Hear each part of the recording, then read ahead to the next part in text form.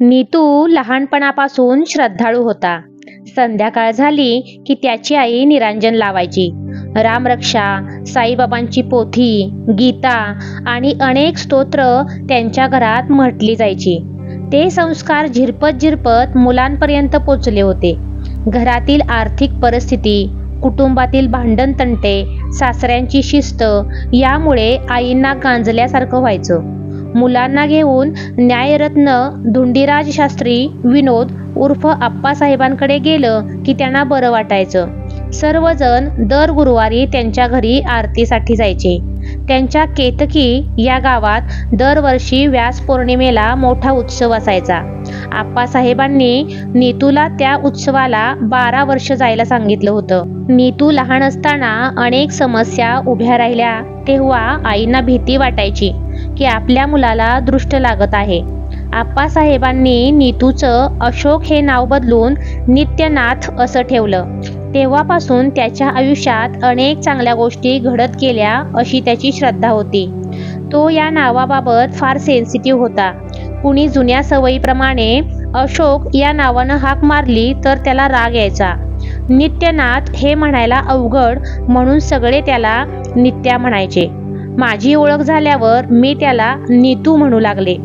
लहान वयात झालेले संस्कार तसंच कुणी सांगितलेली नित्य आणि नैमित्तिक कर्म यांची बांधिलकी नीतूनं आयुष्यभर सांभाळली. तो आंघोळ झाली की रोज न चुकता ध्यानाला बसायचा. तो ध्यान केल्याशिवाय सगळे कपडेही घालत नसे. ध्यानाच्या वेळी आप्पासाहेबांनी जे म्हणायला सांगितलं होतं ते तो म्हणायचा. काय म्हणायचा ते त्यानं मलाही कधी सांगितलं नाही. सूर्याला नमस्कार करून थोडं पाणी समोर ठेवायचा. तो जगाच्या पाठीवर कुठेही गेला तरी त्यामध्ये बदल व्हायचा नाही. सोमवारी शंकराला अभिषेक करणं, तुळशीला दूध घालणं, अलीकडे दर बुधवारी मारुतीला जाऊन नारळ आणि 2 लवंगा ठेवणं यासारखी त्याची काही ना काही उपासना चालू असायची.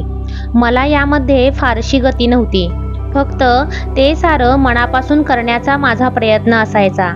मी कधी विसरायची. मी विसरले म्हणून तो रागावायचा नाही. अलीकडे तो महालक्ष्मीचं स्तोत्र रोज 3 वेळा म्हणायचा. बहुतेक वेळा गाडीतून जाताना आम्ही दोघं म्हणायचो. घरात कधी पूजा असली की सबंध आरती म्हणायला तो हजर असायचा.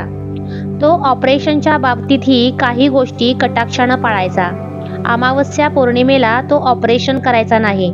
पौर्णिमेला रक्तस्राव जास्त होतो असं त्याचं म्हणणं होतं. परंतु समोरच्या पेशंटनं आग्रह धरला तर ऑपरेशन करायचाही. कुणाही पेशंटच्या सर्जरीविषयी त्याला काही शंका आली तर त्यासाठी पेशंटचा हात आणि पत्रिका बघायचा. स्वतःला काही समजलं नाही तर ती पत्रिका पुण्याला प्रमोद भाऊजींकडे पाठवायचा. पेशंटसाठी काही जपजाप्य करणं आवश्यक असेल तर त्याच्या नातेवाईकांना कळवायचा. यामध्ये स्वतःला जे ज्ञान आहे त्यापेक्षा जास्त माहिती ज्योतिषाकडून मिळवावी हा उद्देश व्हायचा. त्याचा स्वतःच्या इंट्युशनवर विश्वास होता. स्वतःची कुठली नाकपुडी बंद आहे याच्यावर ऑपरेशन चांगलं होणार की नाही हे अवलंबून आहे असं त्याला वाटायचं. लहान मुलांचं ऑपरेशन असलं की तो जास्त हळवा असायचा. सकाळी उठून म्हणायचा, आज माझी उजवी नाकपुडी बंद आहे. तुम्ही सर्वांनी अगदी डोळ्यात तेल घालून लक्ष ठेवलं पाहिजे. त्यानं स्वतःची पत्रिकाही बऱ्याच ठिकाणी दाखवली होती. जिथे जिथे दैवी शक्ती आहे त्यापुढे तो आपणहून नतमस्तक व्हायचा. परंतु कधी कुणी फालतू गोष्टी सांगितल्या तर तो त्याची टर उडवायला मागे पुढे पाहायचा नाही. एकदा आम्ही उज्जैनीला गेलो होतो. तिथं महाकालेश्वराचं देऊळ आहे. तो देव दारू पितो अशी लोकांची श्रद्धा आहे. देवळात ही दारू ठेवली होती. हे ऐकताच त्यानं लोकांना खूप शिव्या घातल्या. परंतु त्याच वेळी हे जागृत देवस्थान आहे हे कळल्यावर देवाला मात्र श्रद्धेनं गेला. अशोक सिंघल यांच्या भावाच्या सर्जरीमुळे त्याची आणि सत्य साईबाबांची भेट झाली. सत्य साईबाबांनी त्याला एक अंगठी दिली. ती त्याच्या बोटात जाईना म्हटल्यावर त्यांनी हात वर करून का काय माहीत नाही पण हिऱ्याची दुसरी अंगठी काढली. ती त्याच्या पोटात गेली. आपल्या हॉस्पिटलसाठी हा आशीर्वाद मिळाला आहे आणि त्याचा आपल्याला उपयोग होईल असं त्याला वाटत असे.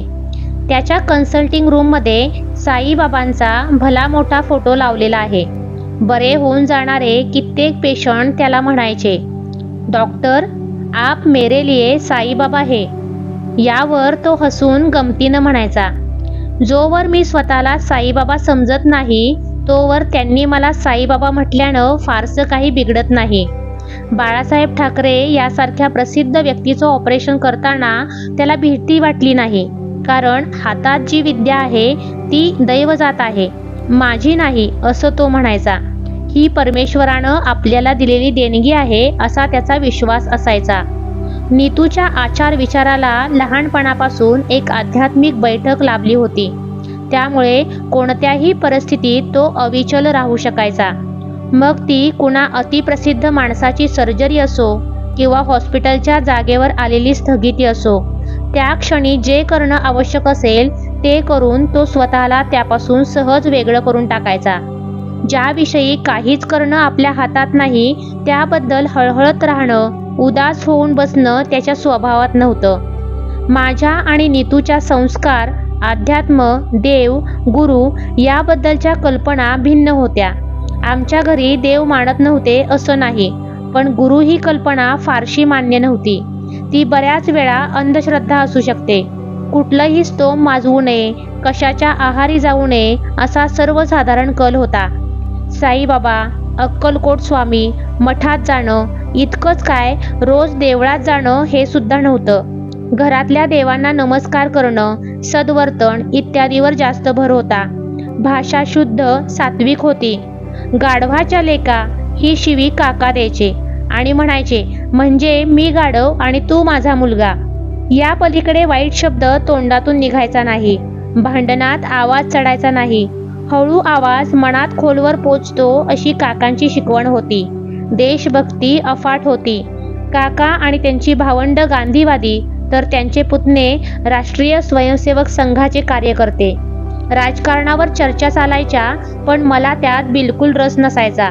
त्यामुळे काका गांधींना पूज्य मानतात आणि काका मला पूज्य वाटतात म्हणून मी गांधींना मानायची.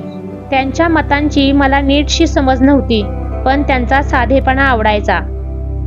त्यांच्यासारखं सत्यवचनी असावं असं वाटायचं.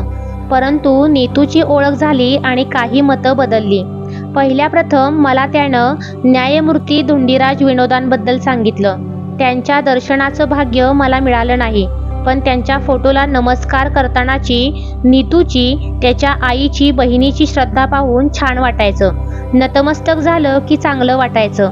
मात्र स्तोत्र वाचण्यात मन लागत नव्हतं. मी कुठेतरी दोन्हीकडचा मध्य गाठत होते. दोन्हीमधलं मला उत्तम वाटतंय ते मी घेईन. मन लागत नाही तिथं देखावा करणार नाही, पण श्रद्धेनं कुणी काही करतंय त्यांच्या भावनांची कदर करीन असं माझं मत होतं. माझा भविष्यावर विश्वास नाही असं नाही. ज्या गोष्टीचा अभ्यास, अनुभव नाही त्यावर विश्वास नाही असं म्हणायचा मला हक्क नाही. पण संकेतावर किंवा शकुनावर माझा विश्वास कधीच बसला नाही. तशी मी सेंटिमेंटल कधी झाले नाही. नीतूवर संघाचा मोठा प्रभाव होता. आपल्या देशातील लोक स्वत्व विसरलेत असं त्याला वाटायचं. हिंदू म्हणवून घेण्यात लाज कशाला वाटायला पाहिजे असं तो म्हणायचा. 1992 मध्ये ठिकठिकाणच्या मंदिरातून महाआरती सुरू झाली होती. तेव्हा तो डॉक्टर वसंत कुंट्यांबरोबर आरतीला जायचा. मुलंही त्याच्यासोबत असायची. तो अगदी अग्रभागी उभा असायचा. अशा वेळी आपण सर्जन आहोत, आपल्याला काही झालं तर आपल्या प्रॅक्टिसवर त्याचा परिणाम होऊ शकतो असा विचार त्याच्या मनाला शिवायचा नाही. त्याला पटेल त्या विषयावर फक्त भाषणबाजी करून तो थांबायचा नाही, तर प्रत्येक गोष्टीत त्याचा सक्रिय सहभाग असायचा. नीतूनं मला आणून दिलेलं गोळविलकरांचं पुस्तक, डॉक्टर हेडगेवार आणि फाळणीची शोकांतिका याबद्दलचं साहित्य वाचताना अतिशय दुःख झालं. गांधीजींसारख्या पूज्य व्यक्तीची दिशाभूल झालेली दिसली, पटली. आजूबाजूला जे राजकारण चाललंय त्याच्या मुळाशी फाळणीची चूक असेल तर हिंदूंनी एकत्र येणं गरजेचं आहे असं वाटू लागलं. आजूबाजूला लोकांना स्वतःला हिंदू म्हणायला लाज वाटते अशी परिस्थिती दिसली की नीतूची एक एक वाक्य पटायला लागत. खरा इतिहास आणि भूगोल आपल्याला शिकवला जात नाही असं वाटलं. सावरकर चरित्र वाचल्यावर त्यांना सर्व देशात मानाचं स्थान का नाही असा प्रश्न पडला. बऱ्याच गोष्टींवर नीतूच्या स्पष्ट कल्पना आणि माझा गोंधळ यामुळे त्याचं म्हणणं हळूहळू पटायला लागलं. त्याच वेळी कन्हैयालाल तलरेजा यांचं स्युडो सेक्युलरिझम इन इंडिया हे पुस्तक विश्व हिंदू परिषदेच्या श्री हरी आत्माराम यांनी आणून दिलं. त्यातील घटना वाचून मी थक्क झाले. हे पुस्तक वाचल्यावर काँग्रेस कशी आहे, महात्मा गांधींच्या काय चुका झाल्या हे समजलं आणि पटलं. म्हणून काकांचा त्यासंबंधी अभिप्राय मिळावा म्हणून त्यांना वाचायला दिलं. त्यांना त्यातल्या सत्य घटना वाचून आश्चर्य वाटलं. हे मराठीतून मिळालं तर जास्त वाचकांपर्यंत पोचेल असं त्यांना वाटल्यावरून त्यांनी उतरत्या वयात कष्ट घेऊन ढोंगी निधर्मवाद या नावानं त्याचं भाषांतर केलं. ते काकांनी केलं म्हणून त्याचं आश्चर्य वाटलं. राजीव गांधी पंतप्रधान असताना अरुण शौरी यांनी लिहिलेले लेख वाचू लागले. संघाची माणसं नामानिराळी राहून किती ठिकाणी स्वयंसेवेची कामं करतायत याची उदाहरणं डॉक्टर कुंटे यांच्याकडून ऐकली. नीतूच्या सानिध्यात राहून त्याच्या संबंधितांशी बोलून मी हिंदुत्ववादाकडे झुकू लागले.